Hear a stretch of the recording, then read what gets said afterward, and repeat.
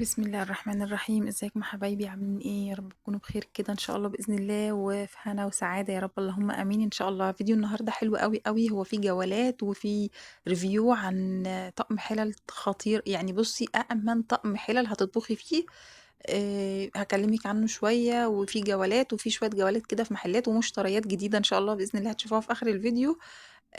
بس طبعًا بافكّرِك، يعني لو أول مرّة كده تتفرّجي عليَّ، أتمنى كده تدوسي على كلمة اشتراك وتشرّفيني وتنوّريني في القناة إن شاء الله بإذن الله. النهارده الفيديو بتاع النهارده هيبقى مفيد، يعني هنتكلّم كده بقى على شوية محلات كده، المحلات اللي بتبقى فاتحة جديد بقى والعروض والخصومات والكلام ده كلّه.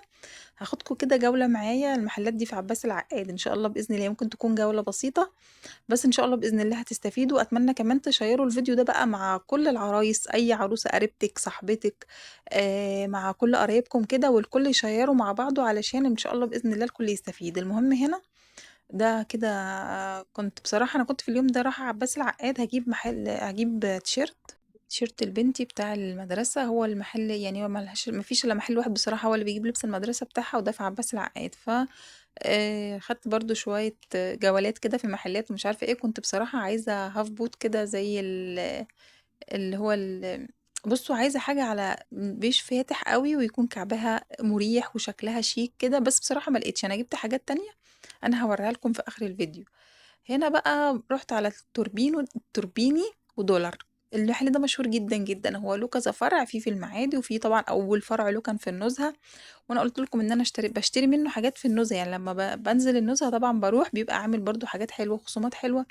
لكن الفكرة هنا هو كان ده في عباس العقاد، وده كان تاني يوم الافتتاح. أنا ما رضيتش أروح يوم الافتتاح عشان هيبقى زحمة جدًا.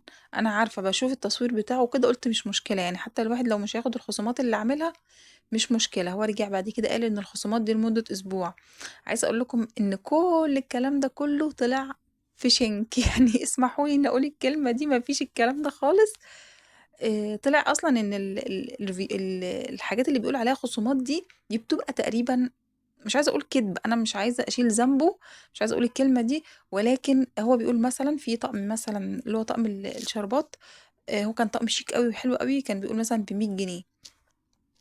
يعني هو نازل من 550 تقريبًا أو 500 ل100 جنيه. فطبعًا ماشي تمام كويس وحلو وكل حاجة، وحاجات تانية بقى كتيرة بالمنظر ده، وطقم كده صيني بدل 10.000 تقريبًا كان بيقول ب2000 جنيه.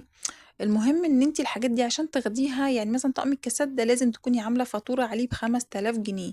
لمّا تاخدي فاتورة ب5000 يحسبوا لِك لو هتاخديه ب100 جنيه. طب ما تقولي الكلام ده في الفيديوهات، أنت بس خلّيت الناس تنزل.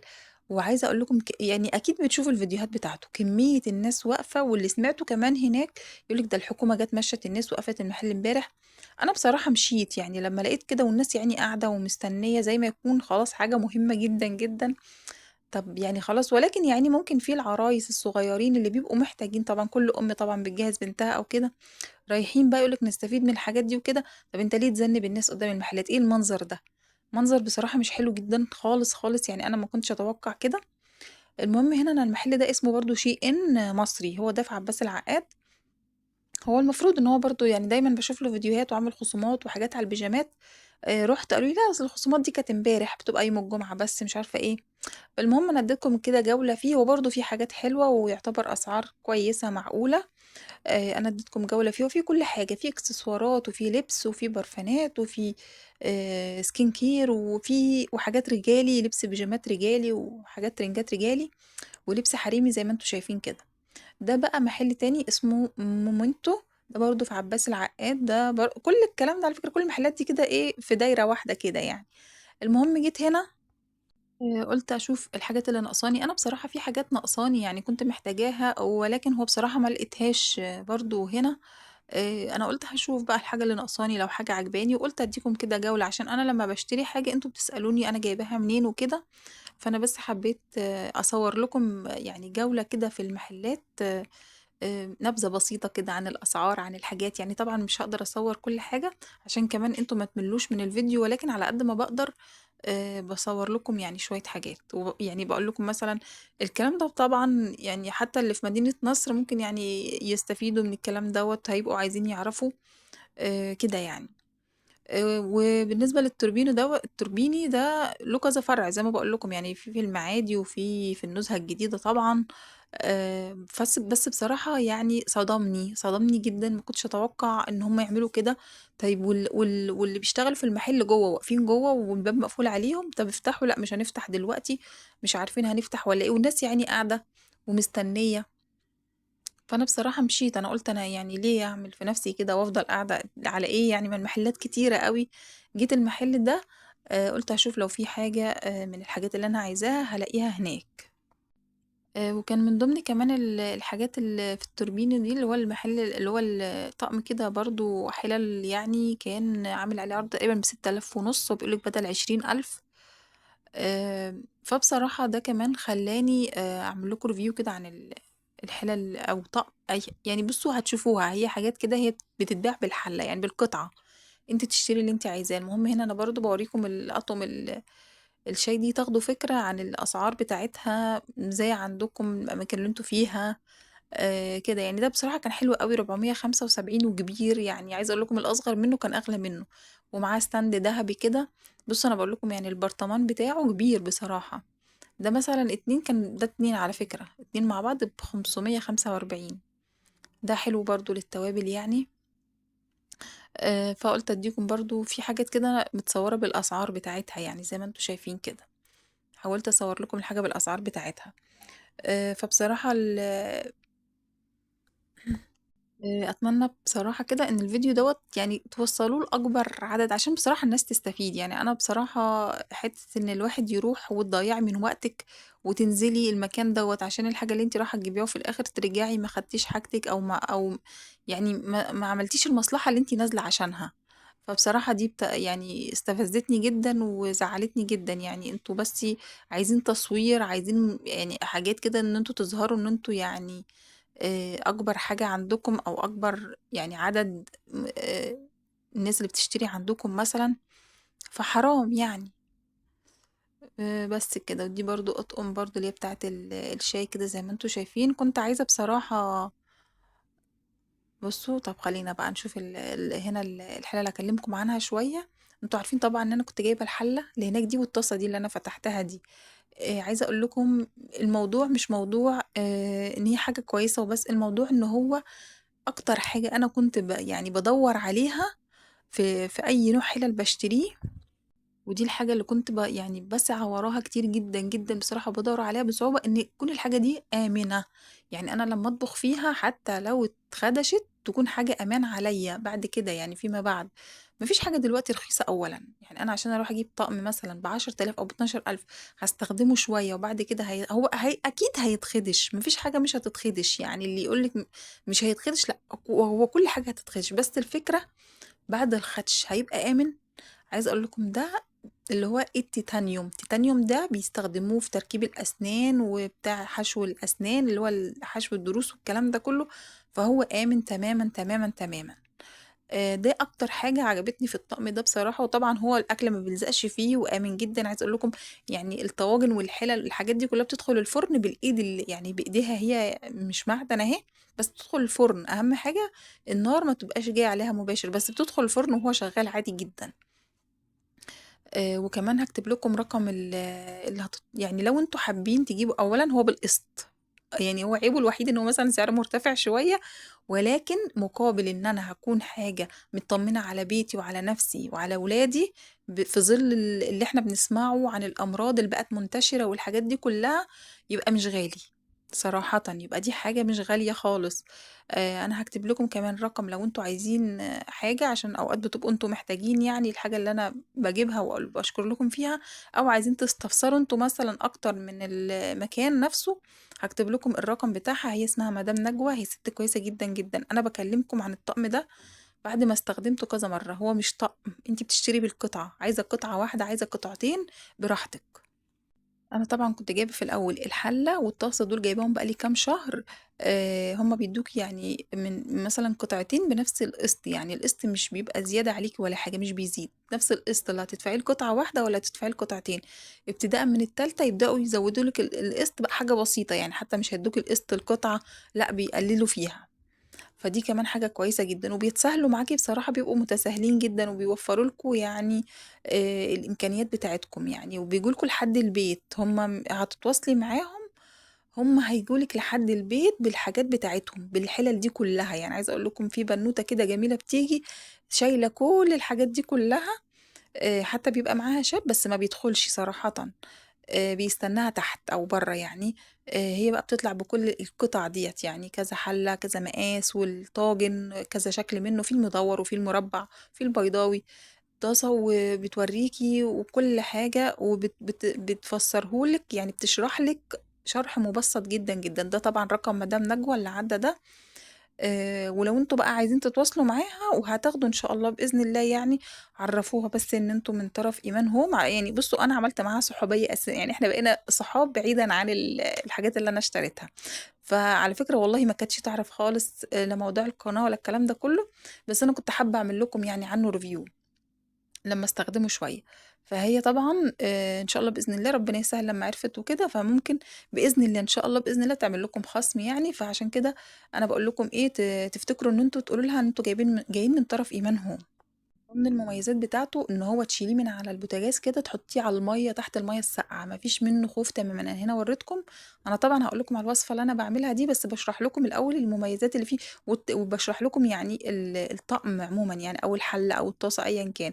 فمن ضمن المميزات انا باخده كده من تحت من على البوتاجاز احطه تحت الحنفيه، مفيش مشكله خالص. بصوا هنا، برغم ان انا على فكره نسيت الرز شويه، سهيت عليه شويه، ولا لازق ولا اي حاجه خالص خالص. الرز ما بيلزقش ولا المحشي بيلزق ولا اي حاجه بتلزق صراحه، مفيش فيه حاجه بتلزق خالص.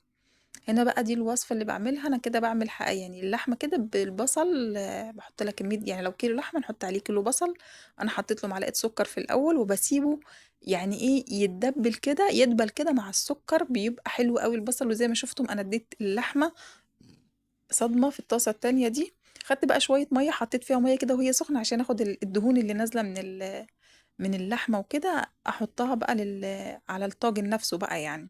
وبحط لها بقى الملح والفلفل وبهارات فراخ بس كده، وبسيبها تستوي على نار هادية. كل ما شربت المية اللي فيها احط لها شوية مية صغيرين كده، هتلاقي اللحمة بقى دايبة معاكي وطعمها جميل جدا. طبعا بنحط معلقة سمنة في الأول كده للبصلاية، ندبلها فيها كده على نار هادية برضو، يعني على نار هادية، نار متوسطة مش هادية قوي ولا عالية قوي، نار متوسطة. وتسيبي البصلاية تدبل كده في معلقة السكر. عايزة اقول لكم الطاجن ده هيبقى طعمه خطير جدا جدا. وهنا انا بوريكم الغسيل بتاع الطاسة. بصوا انا يعني محمرة فيها اللحمة، لحمة نية محمراها كده يعني تاخد تحميرة. مش قادرة اقول لكم الطاسات بعد ما بنحمر اللحمة بيبقى شكلها عامل ايه.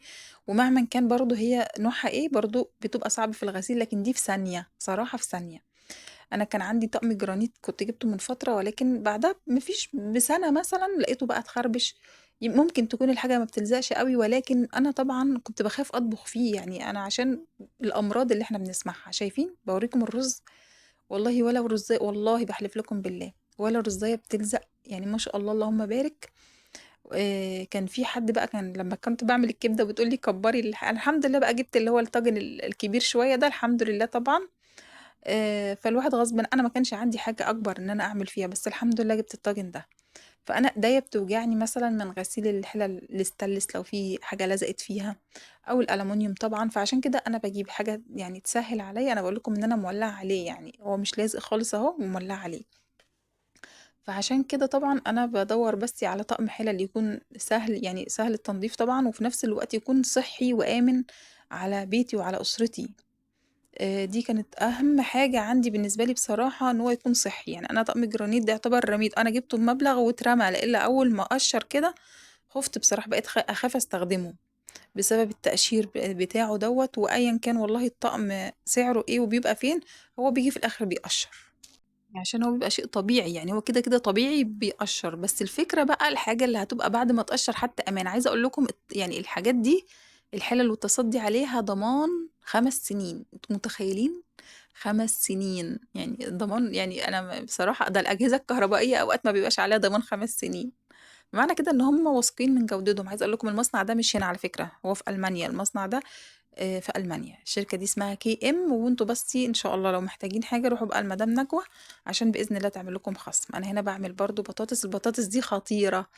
هي البطاطس اللي انتوا بتعملوها، بس ناس كتيرة جدا أو كل الناس تقريبا بتعملها بالبصل. أنا ما بحطلهاش بصل خالص، بحط توم كده وبشوحها زي ما شفتم تقليبة كده، وبعد كده بحط الطماطم واسيبها برضو تتسبك كده في الطماطم.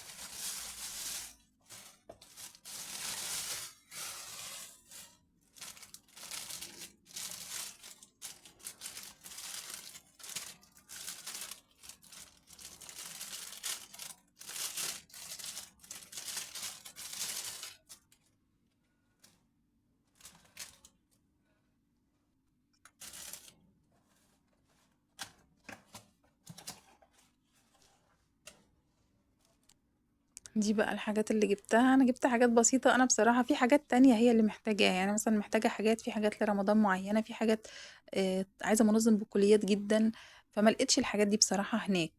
جبت بقى المَج ده طبعًا كان نِفْسي فيه وكنت عايزاه من زمان ومش بالاقيه، يعني يمكن في برضه أشكال تانية عايزاها، بس ما لقيتش إلا الشكل ده.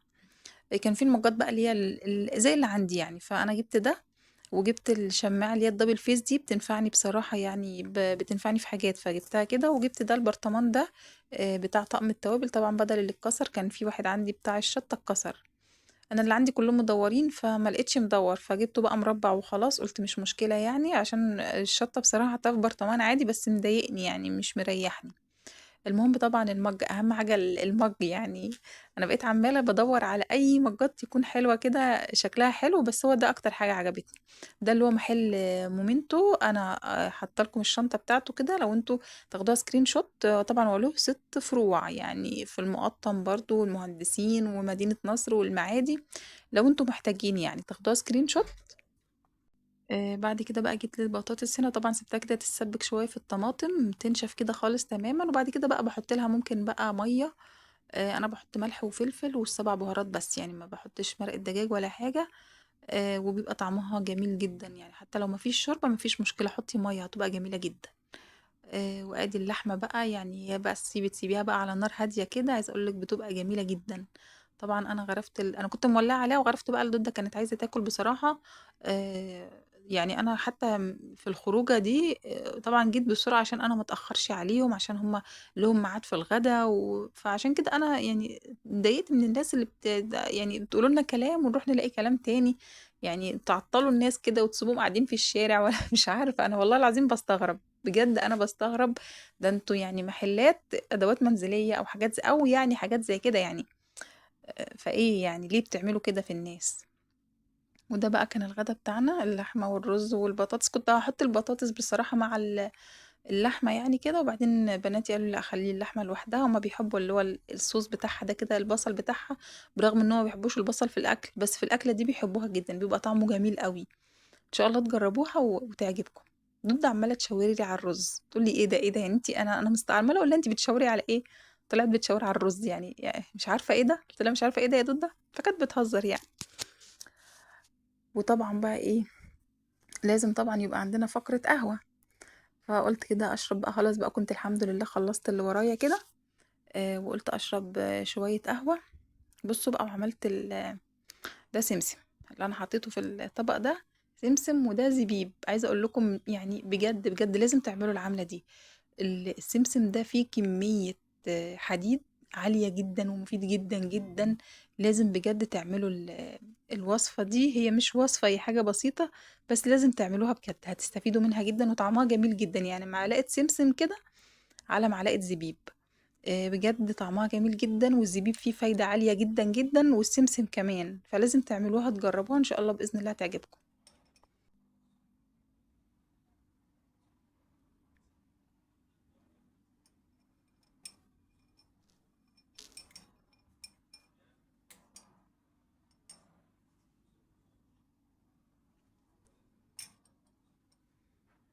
أنا باحب آخد يعني إحنا كنا هنا يعني قبل المغرب بحاجة بسيطة، باحب آخد يعني break، آخد snacks كده وسط اليوم، وفي نفس الوقت يكون حاجة صحية يعني. فعملت بقى أنا أصلًا كده عندي الحمد لله أنيميا يعني، فطبعًا المعلومة دي أنا عرفتها متأخر، بس أنا عارفاها من فترة، وكل يوم أنسى آخد معلقة السمسم دي. في اليوم ده بصراحة افتكرت. فعشان كده بقى قُلت أعمل بقى الزبيب على السمسم ده.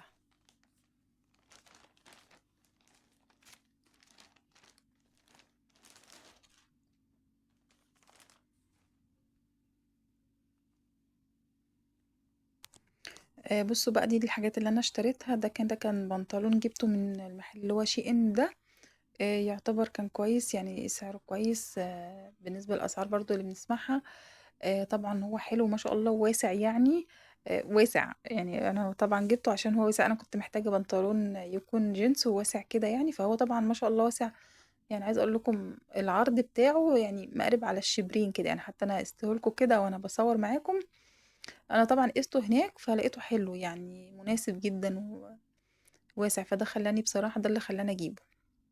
واللون اللي هو مدي على زيتي شوية كده، يعني هو طالع موضة بصراحة. كان طالع موضة البناطيل دي كانت طالعة موضة كده، احنا ايام ما كنا في اعدادي كده كانت طالعة موضة بصراحة، رجعت تاني. وده الشوز ده جبته برضو من المحل اللي كنت فيه. انا كنت بصراحة بقول لكم رايحة عايزة اجيب هاف بوت، بس ما لقيتش يعني اللي انا عايزاه اللي في دماغي، ما لقيتوش، ولقيته عامل خصومات على دي حاجات صيفي بقى اللي هي الاحذية الصيفي دي. بس انا بحب اللي يكون كعبها عالي شوية، دي بتنفع اوقات كده في الخروجات السريعة مش عارفة ايه، فكنت برضو محتاجة حاجة زي كده، قلت اجيبها عادي مش مشكلة بقى. وعينها للصيف كده كده، حتى تنفع صيف وشتاء معاكي بعد كده، بتنفع بقول لكم في الخروجات السريعة والحاجات دي يعني. بتبقى حلوة. جبت بقى الجزمة دي كانت ب150 يعني، فسعرها بسيط جدا. طبعا هي عشان عليها خصم. وبس كده، ده كان يوم النهاردة وروتين النهاردة، يا رب يكون عجبكم وتكونوا استفدتوا منه. يعني أتمنى يكون فيديو النهاردة كده يكون كان مفيد ليكم واستفدتوا منه. بس كده، وده كان يوم النهاردة، أقول لكم مع السلامة، انتظروني فيديوهات جديدة وروتينات جديدة إن شاء الله بإذن الله.